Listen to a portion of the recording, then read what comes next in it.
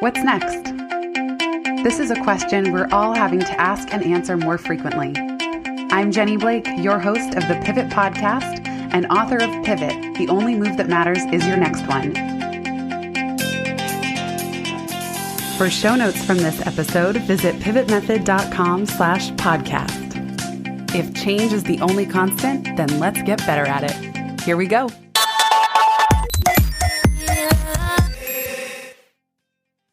Hello, friends. This in-between-isode of the Pivot Podcast is brought to you by my new, completely free mini course, Free Up Founder Time. This is totally free. You can sign up at pivotmethod.com/FFT. And I'm so excited to share it with you. I've been having a blast building this course. I started creating it in anticipation of doors reopening for momentum soon. And the goal is to give us all a head start on generating greater financial freedom, security, abundance, ease, and flow in life and work. I have created this course such that every single lesson will free up 2 to 5 hours of your time each week. In true JB style, the lessons will each contain a combination of my favorite things, at least one big idea, a book RX, that's book prescription, podcast, template, or tool to energize you and free your mind and your time. This course in particular is devoted to founders, business owners. So this could apply if you have a side hustle, but it's mostly if you're in charge of your time, but you want to optimize how you spend it and how you work on your business, not just in it. I define founder time as exactly that. You're the owner of the whole operation, and ideally your founder time is your most creative windows when you feel energized to do your very best work. For example, for me, that's early mornings. Founder time activities might include things like upgrading your operating system as the owner of the business through learning, revealing blind spots, and continuous improvement as a leader. It might be clarifying your mission, creating a compelling vision, setting strategy for revenue streams and next projects, sharing your best ideas with the world through platform building and thought leadership. Maybe you're working on hiring great people and determining who can help deliver desired results for any next initiative. Founder time could also include delegating effectively and empowering your team to work efficiently together toward a compelling future while having fun along the way. I'm really big on that. And maybe your founder time is also spent answering questions for them or helping to guide the team. So that's what this course focuses on. And it also leads in, I'm doing a complimentary masterclass coming up in the fall on 10 scalable streams of solopreneur income. So once you have freed up your time to work on the business, what can you build? How can you create more steady recurring revenue?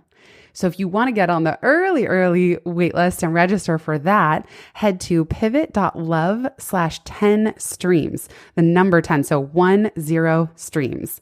That's pivot.love/10 streams, 10 streams. For Free Up Founder Time, the link is pivotmethod.com/FFT. And I thought it would be fun to give you a little preview. So I'm including one of the longer lessons here in this episode of the podcast. This is an episode on time blocking and quarterly production batching.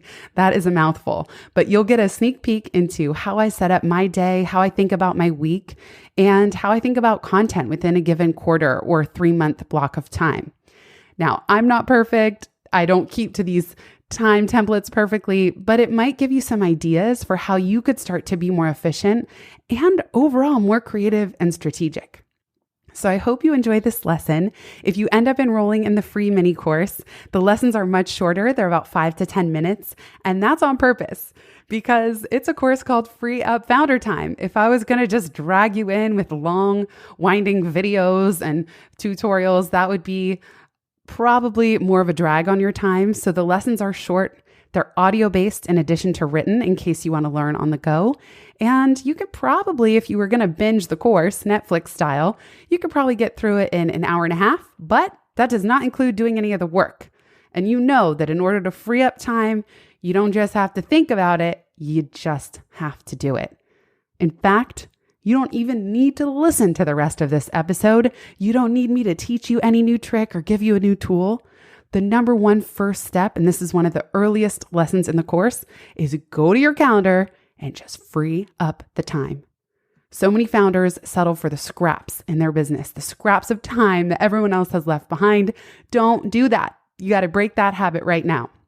Because everything benefits. If you free up your time as a founder, everything else in your life and your work will benefit from you getting to do your big brain, strategic, creative work. With that, let's dive into this sample lesson on time blocking and quarterly production batching.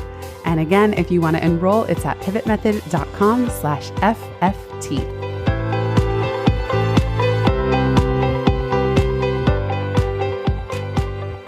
Time blocking and quarterly production batching.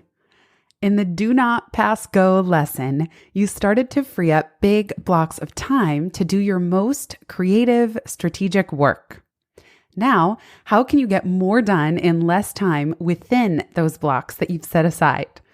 How to best manage the never-ending content production grind without going crazy. Okay.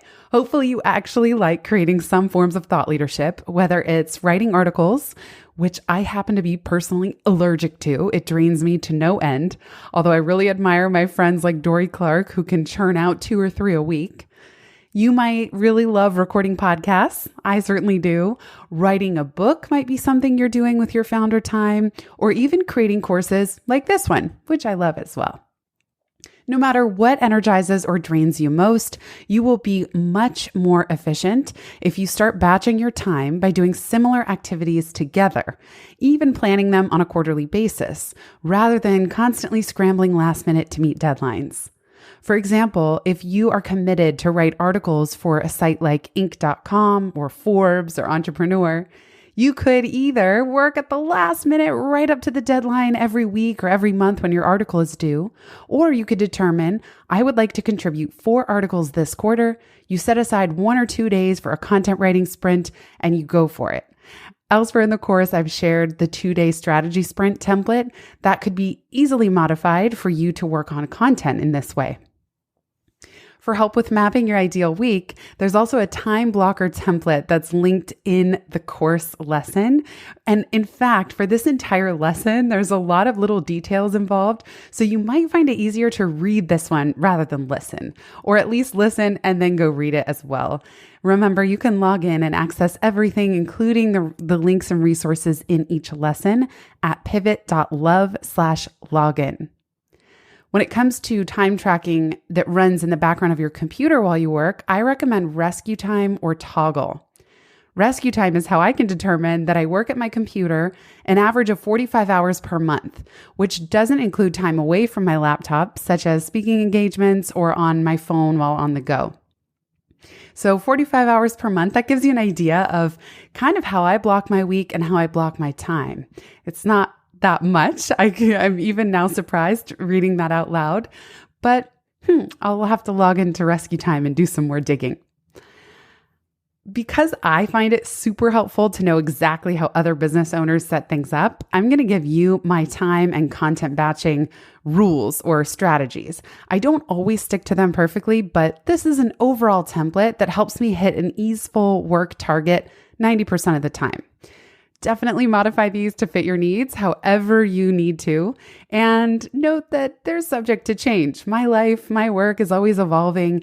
Things are certainly different when I'm working on a big launch or a big client project.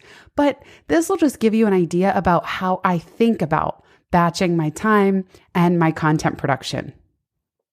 Okay, so week at a glance time template. These are some of the rules I've set. No meetings on Monday or Friday. And no meetings before 10 a.m., ideally 11, or after 4 p.m.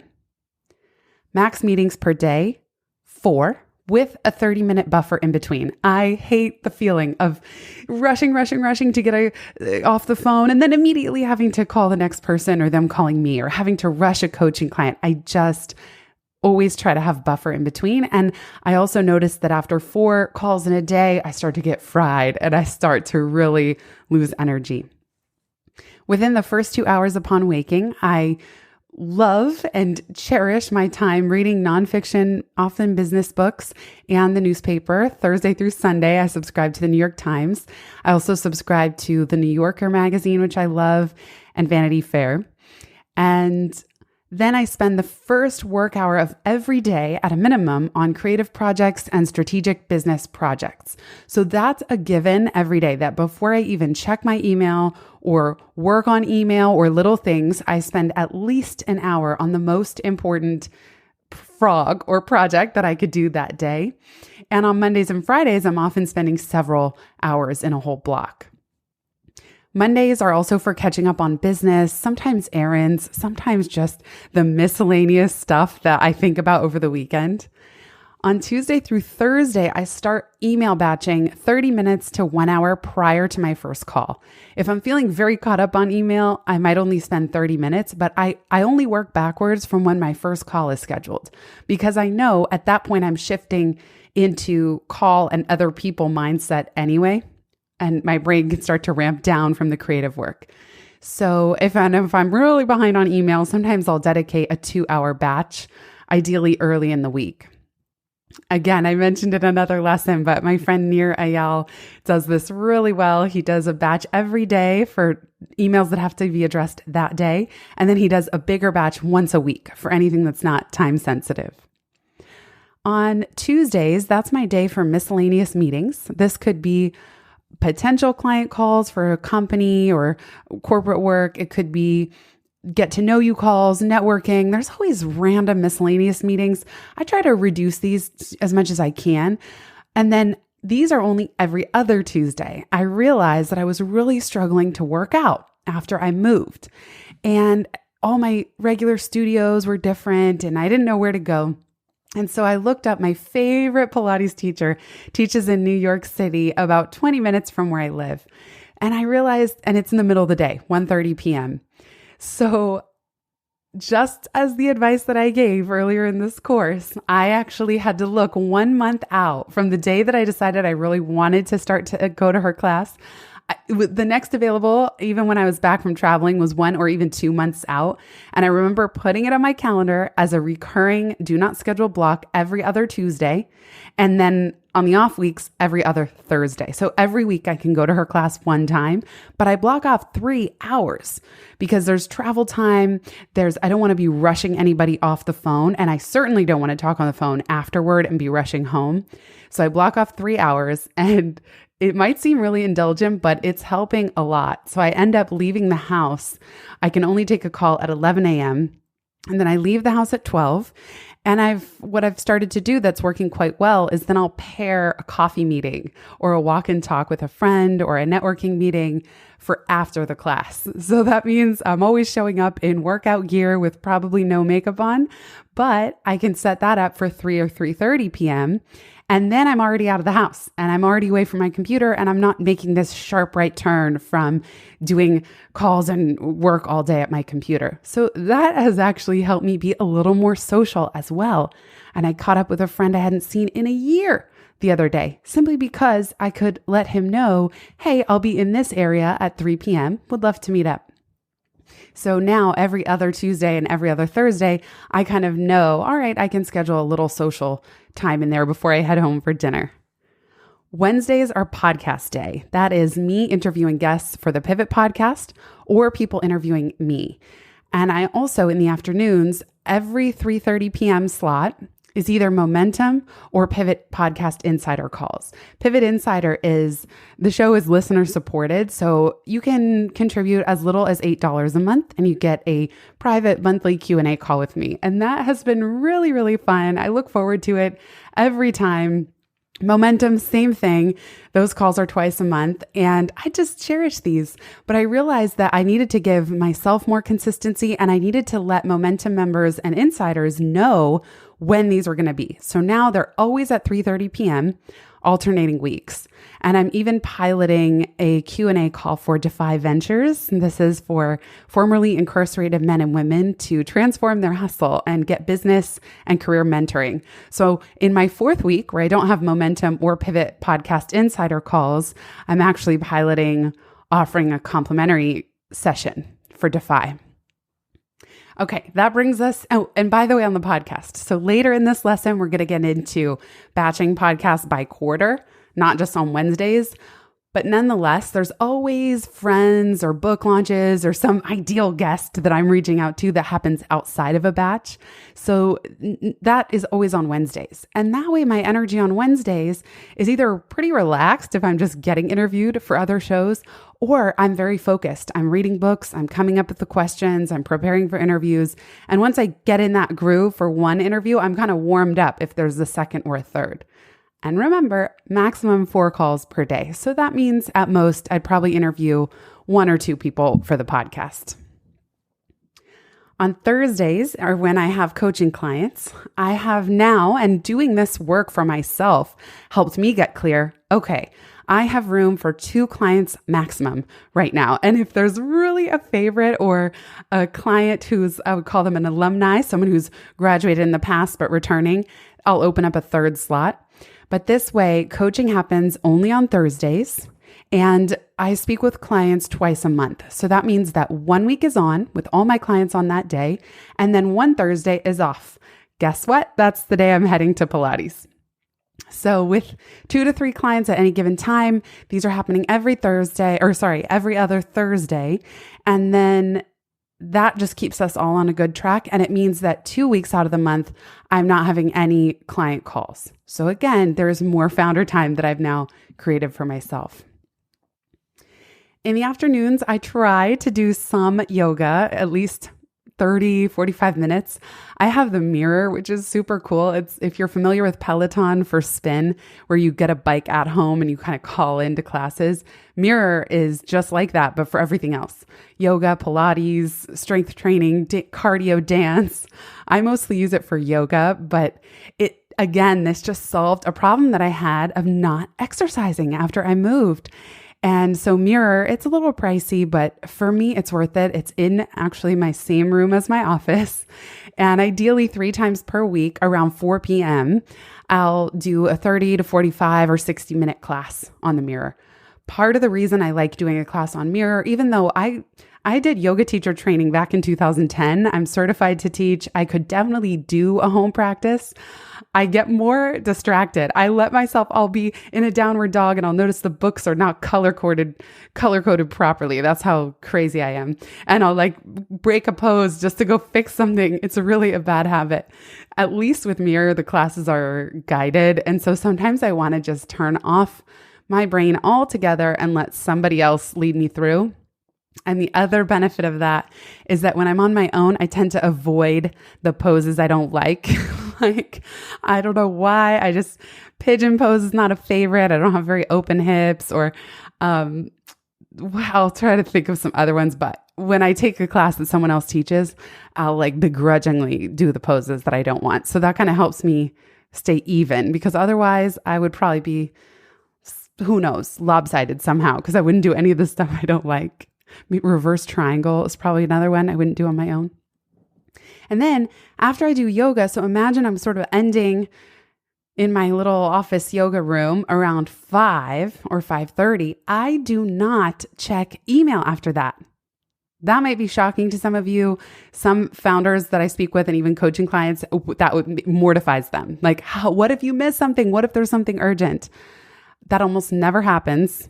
And the converse is that I would be completely neurotic. Like after dinner, my brain would be going. I already have issues where I'm solving business problems in my sleep sometimes when it's a particularly busy or creation mode time. So I let myself wind down. We have dinner. Michael and I will watch a show, and I do not check email after dinner or before bed. And I try not to check it in the morning as well, before starting my day until like 11 a.m. So in an ideal world, I'm not really looking before 11 a.m. Every now and then I do. And sometimes I'll go through team emails and Asana and see what notifications and what needs my attention, but I don't respond to client emails usually before 10 or 11 a.m. Okay, so that's how I have my week template set up in my mind and kind of how I run my calendar.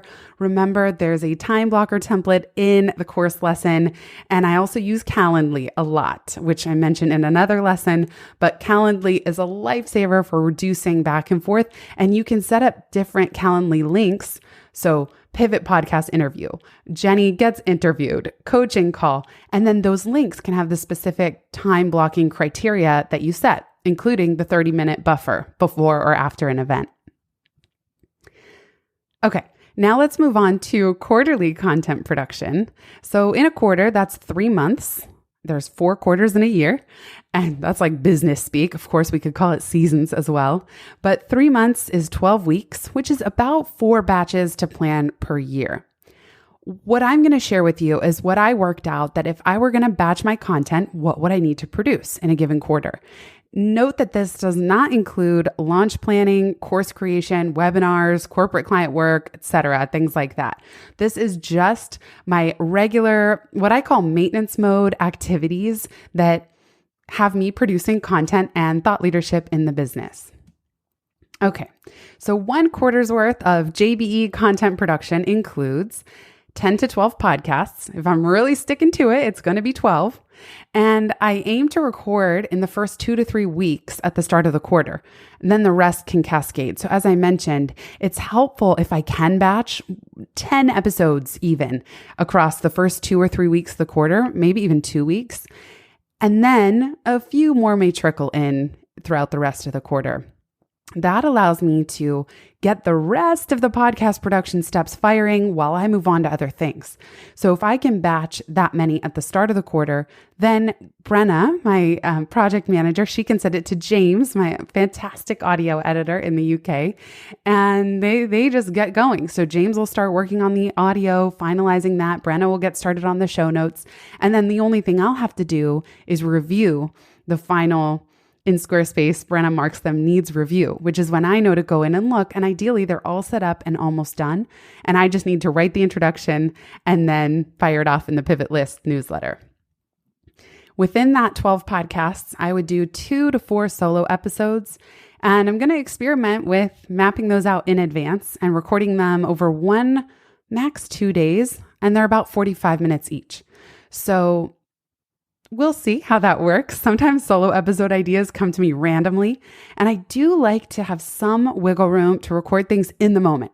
So like an idea hits me or something happens where I just think we got to get this on the podcast. And you'll note that's exactly what we did for the episode I did with Michael, my husband, at Life of a Lebanese Artist. So that one's at pivotmethod.com/127. So I will say that when I create a course like this one, Free Up Founder Time, I will batch all the lessons at once. So I'll write them all at once. Then I'll let it percolate for a few days, and then I'll review and edit them all at once. I used Evernote for that. And then a couple days later, I might program them in Kajabi. That's what I'm using as the course platform and the membership platform for momentum. And even my email list is now in Kajabi. And then I'll record the audio all at once. That means 14 lessons all at once. I am the type of person I would rather just get it all done, get it out, fire it off to James, and keep moving. I don't want to worry about every day breaking up what I'm doing to go work on something like that. Within the 12 podcasts, I will also try to come up with 3 to 6 podcast resources. I love doing that. As you know, I love tools. I love templates. So when I can create a template or a worksheet or a shortcut of some kind for the podcast, I like to do that. So my goal is 3 to 6 of those per quarter. And sometimes they'll come from the guests that I have. So maybe the guest has something handy that they're willing to share, and that counts. So that's always a good thing too. Then in a given quarter, I'll have 12 weekly Pivot List. That's my free newsletter where I do a curated roundup of all the links, articles, videos, tools, templates I'm finding around the web. It's not every single one of those every time, but it's usually at least a handful of the best stuff I've found around the web. That's totally free. Pivot List, I send it every single week. If you want to subscribe and aren't already, it's at pivotmethod.com/pivotlist. Those 12 do often tie into the podcast. So it would be a little tricky to set up 12 all in one fell swoop at the beginning of the quarter. And I try to write a more timely introduction and even timely things that I'm finding. But I do keep a task in Asana called Weekly Pivot List Newsletter. And then I have sections in the Asana task description for reading, watching, featured, tools, and so on. And during the week, if I find cool things, I drop them in there. So I usually do have a repository that I can pull from every time I'm getting ready to write and finalize a newsletter. Within Momentum, my private community for solopreneurs that you've heard me talk about many times, we produce 3 to 6 Momentum templates per quarter, at least 3 content-based workshops, either live or recorded, and then 3 to 6 15-minute hot seat coaching calls. So those will be batched across 1 to 2 days.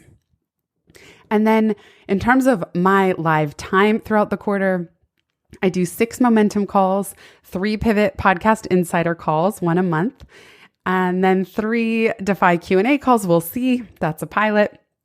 And then coaching clients. I think we talked about all of so the other things that just take my live time are podcast recording and coaching. And then in-person meetings, I've also blocked off Thursdays in the afternoon. I'm a member of Soho House. So if somebody does want to meet for coffee, if it's not going to be a walk and talk, then I'll suggest, usually there's 3 Soho House locations in New York, and I've just earmarked Thursday afternoons. I don't go every Thursday. I'm not even that social, but it's there. It's a resource when I need it.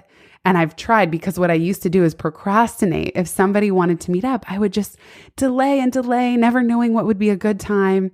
And I needed to just set for myself, okay, Jenny, if you're going to go, just make it Thursdays in the afternoon. And I just needed to decide that to reduce the friction and decision fatigue in my own mind around that. It doesn't have to be something fancy like Soho House. Maybe you have your go-to coffee shop or a co-working space that you're a part of. What I find helpful is that in the Calendly, of course, I have a Calendly link for setting up an in-person meeting. And I like having the same location. It just, again, it reduces all that back and forth about where are we going to meet and when. It's just in there. It's noted. Similarly, when I do conference calls, I use Uber Conference. I love that service. I've been using it for years. You get your own conference line. It's super easy to record. There's a really convenient and easy to use app that goes with it. And they'll text you if someone is on your line and you're not there. So that has saved me many, many times. That's uberconference.com and Calendly. Woo! So that's a lot of details behind the business, possibly even TMI, but hopefully 1 or 2 of these parameters sparked some ideas for you about what you could batch and how you could make the most of the founder time that you are freeing up through this mini course. For extra podcasts on this topic, I highly recommend these awesome episodes from Amy Porterfield. You can Google them, or if you're part of the course, and remember, the course is totally free, so I encourage you to sign up. If you're already a member, you can log in at pivot.love/login and get these links. But she has episodes on how to create a 3-month content calendar, how to mega batch your content, 6 pillars of her content creation process, and one that I really loved, Steal My Podcast Project Plan. So if you're not already enrolled in the course, you can head on over to pivotmethod.com/FFT. That's free up founder time, but you'll just type in pivotmethod.com/FFT and you can register for this free little mini course. Thanks so much, everybody. See you in the next lesson.